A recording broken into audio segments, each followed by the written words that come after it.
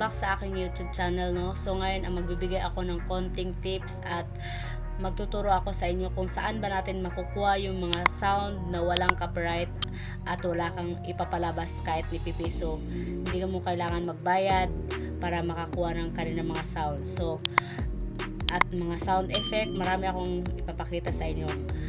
Ituturo ko sa inyo, guys. Kung ikaw hindi ka pa nakapag-subscribe, please subscribe my YouTube channel and i-click mo yung notification bell para updated po kayo sa mga susunod na videos ko.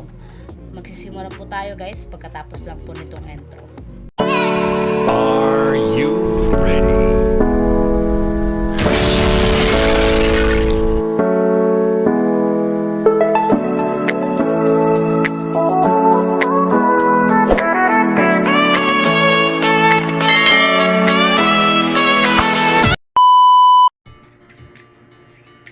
Hello, welcome back sa aking YouTube channel. So, kung ikaw bago ka pa lang sa aking YouTube channel, please subscribe my YouTube channel and click mo na notification bell para updated po kayo sa mga susunod na videos ko.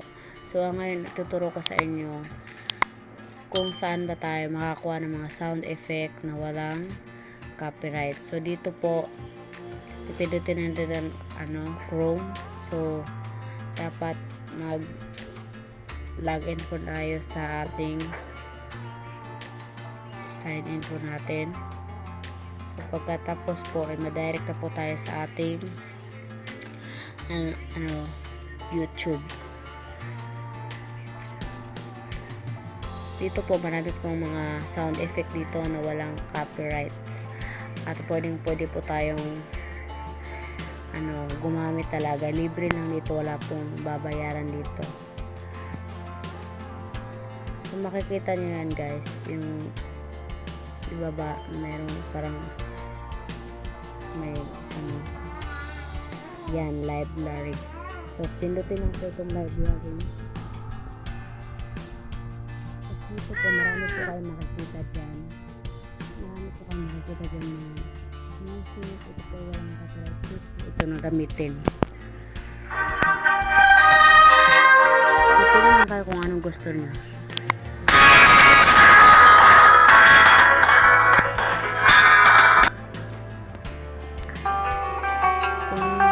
Mag-save po kayo ng music, so pinutin lang yung parang yan sa download. So i-open na lang yun.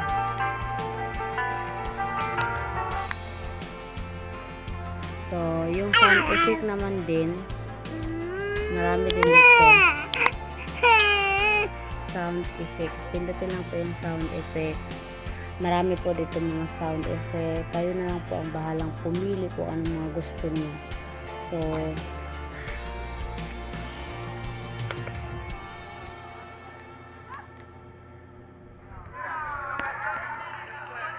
yan, mga sound effect yan. Kapag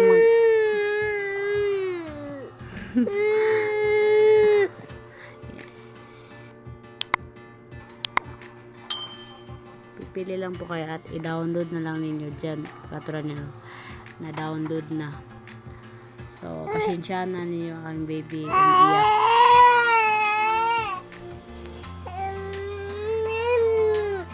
Basta sa may library lang po kayo kukuha ng mga music para po safe po gamitin, hindi po kayo makaka-copyright. Dito po kayo pupili. So, pindutin lang po ninyo yung mga sound effect dyan. Pwede po kayo mag-search din ng anong gusto niyo yung mga sound effect. Pipili lang po kayo, mag-search lang po kayo ng mga title, category, ano ba gusto niyo. Depende po sa inyo. So, kung music ang gusto niyo, pipili lang kayo dyan ng music.